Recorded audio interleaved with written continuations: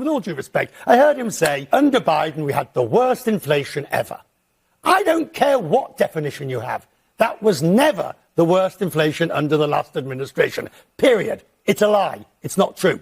So when you get this dichotomy... When was it? Sorry? When was the worst then? Oh, because in my lifetime it was Biden, by the numbers. No, 1920s. I wasn't alive in 1920s. No, neither was I, but 1920s. Okay, but so when the president said it, he's saying... Were you alive? No, sir. Sir, he said the worst. He said... I think when the president was talking, he's talking about people that are watching him in the moment. He's saying it's never been worse than it was when Joe Biden was president. That's conservative Ben Ferguson refusing to let CNN memory hold the economic wreckage Biden left behind, calling out the 9.1% inflation spike and the massive jobs revisions that blew apart their strong economy fantasy. It's the same liberal routine: spin reality, blame people, and pretend charts fix everything. Welcome to Nerk News, I'm Nerkish, and it looks like CNN's panel is still struggling to accept that Biden's economy was a disaster that people actually lived through, because inflation wasn't some abstract number. It was years of runaway prices, gas spikes, and grocery bills people couldn't ignore. And now the same people who told us it was transitory suddenly demand Trump clean it all up instantly. Here's a liberal shill on CNN melting down after having her narrative dismantled on air.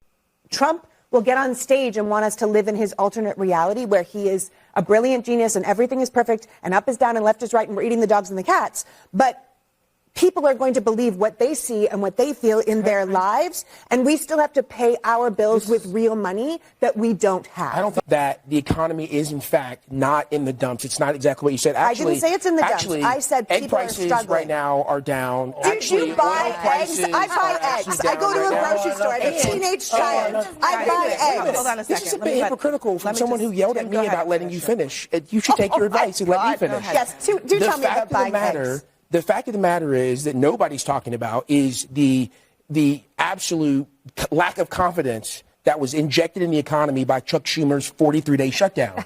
If the government had been shut down for 40 days at the hands of Democrats, then maybe people would have the confidence to be able to go everyone, out and Can I just point out one thing? Go ahead, Richard. Amazon fired 14,000 people because of Chuck Schumer. Got it. I'm reading your note. Richard, yes, Americans do care about the things that, and we should take those victory laps on the prices that have gone down, like eggs and fuel. Those are big expenses that Americans pay for. Absolutely, we should take that victory lap. And we shouldn't take a victory lap because, as I said earlier, that your president in 10 months, in less 10 months today, actually on the 20th, is working at this, and they're being transparent with the American people and saying we inherited the highest. Wait, let me finish. You've been letting me finish, Queen, all night. Now let me finish, please. I've not said let me finish at all.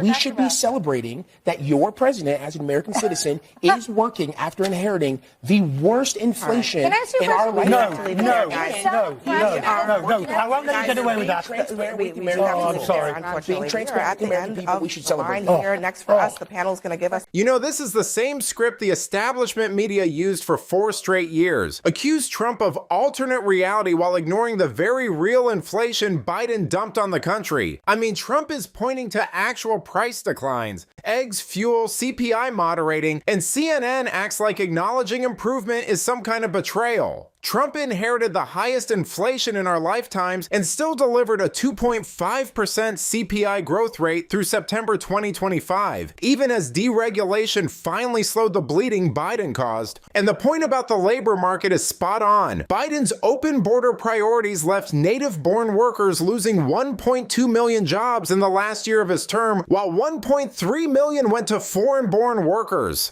I'm old enough to remember when they lied about 818,000 jobs in the jobs report. The job report number of the last quarter of last year, they had to refine them back. Hold on a second. About 1 million jobs they lied about. Hold on there. Let me just correct you. Please. Because, first of all, you are saying that the Biden administration lied about the jobs numbers. That is false. There are revisions that don't pull out your Google. No, it's the housebudget.gov that literally says you're wrong. Oh, my God. 818,000 fewer jobs added than the economy previously reported. That is from our government. That is not the Biden administration lying about the jobs numbers. There are economic... That's the definition of fact-checking. Excuse me. But it is. There are job number revisions that happen every single month. And then annually, there are job number revisions that also happen.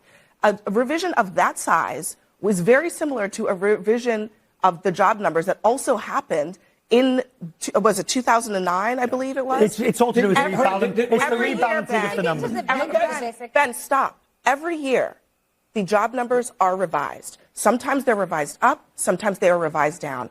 The president is not responsible for putting out those numbers, good or bad. So the Biden administration did not lie when they said there was 850,000 jobs. No, they did not. Oh, wow. Stop with the Biden administration. We're in the Trump administration. Are we not in the Trump administration? Ben, I just think, honestly, let's stop for a second because that is very, very dishonest. It's not and dishonest. You know True it. or false? There were So you tell me that. jobs Hold on. You tell me that. Did the Trump administration lie about the job numbers over the summer that have been revised down? Did they lie? That not to the point of 818,000. But you're saying that's not what I asked you. Did they lie? Focus on America today. I'm okay with the revisions. These were made-up lies to the American people for an election day. I'm sorry.